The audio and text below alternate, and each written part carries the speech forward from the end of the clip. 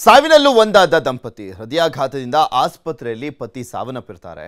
ಪತಿ ಸಾವಿನ ಸುದ್ದಿ ಕೇಳಿ ಪತ್ನಿಗೂ ಕೂಡ ಹೃದಯಾಘಾತವಾಗಿದೆ. ಸಾವಿನಲ್ಲೂ ಒಂದಾಗಿರುವಂಥದ್ದು ದಂಪತಿ. ಆಸ್ಪತ್ರೆಯಲ್ಲಿ ಗಂಡ ಸಾವನ್ನಪ್ಪಿದ್ರು, ಹೃದಯಾಘಾತದಿಂದ ಸಾವನ್ನಪ್ಪಿದ್ರು. ಆ ಸುದ್ದಿ ಹೆಂಡತಿಯ ಕಿವಿಗೆ ಪತ್ನಿಯ ಕಿವಿಗೆ ಬೀಳ್ತಿದ್ದ ಹಾಗೆ ಅವ್ರಿಗೂ ಕೂಡ ಹೃದಯಾಘಾತ ಆಗಿದೆ. ಬಾಗಲಕೋಟೆ ಜಿಲ್ಲೆ ಬೀಳಗಿಯಲ್ಲಿ ಈ ಘಟನೆ ನಡೆದಿದೆ. ಹೃದಯಾಘಾತದಿಂದ ಶಶಿಧರ್ ಪತ್ತಾರ ಅವರು ಸಾವನ್ನಪ್ಪಿದ್ರು. ಈ ಸುದ್ದಿ ಕೇಳಿ ಪತ್ನಿ ಸರೋಜಾಗೂ ಕೂಡ ಹೃದಯಾಘಾತ ಆಗಿದೆ. ಸಾವಿನಲ್ಲಿ ಒಂದಾಗಿರುವಂಥ ಘಟನೆ ಇದು.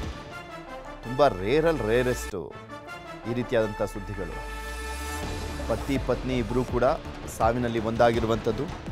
ಫಸ್ಟು ಪತಿ ಹೃದಯಾಘಾತದಿಂದ ಸಾವನ್ನಪ್ಪಿದ್ರು. ಆ ವಿಚಾರ ತನ್ನ ಹೆಂಡತಿಗೆ ಗೊತ್ತಾಗ್ತಿದ್ದ ಹಾಗೆ ಅವರಿಗೂ ಕೂಡ ಹೃದಯಾಘಾತ ಆಗಿದೆ. ನನ್ನ ಪತಿ ಸಾವನ್ನಪ್ಪಿದ್ದಾರೆ ಅನ್ನುವಂಥ ಒತ್ತಡ, ಅದರ ಜೊತೆಗೆ ಹೃದಯಾಘಾತ.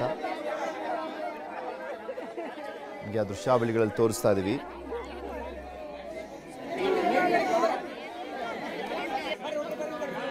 ಬಾಗಲಕೋಟೆಯ ಬೀಳಗಿಯಲ್ಲಿ ನಡೆದಿರುವಂಥ ಒಂದು ಘಟನೆ ಇದು.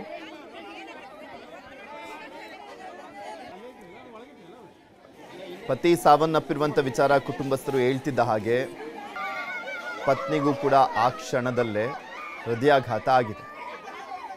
ಅವರು ಕೂಡ ಸಾವನ್ನಪ್ಪಿದ್ದಾರೆ.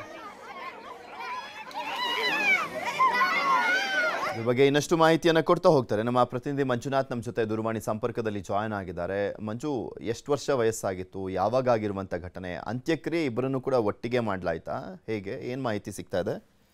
ಪೃಥ್ವಿರಾಜ್, ಇಂತಹ ಒಂದು ಮನ ಕಲ್ಕುವಂತಹ ಘಟನೆ ನಡೆದಿರೋದು ಬಾಗಲಕೋಟೆ ಜಿಲ್ಲೆಯ ಬೀಳಗಿ ಪಟ್ಟಣದಲ್ಲಿ.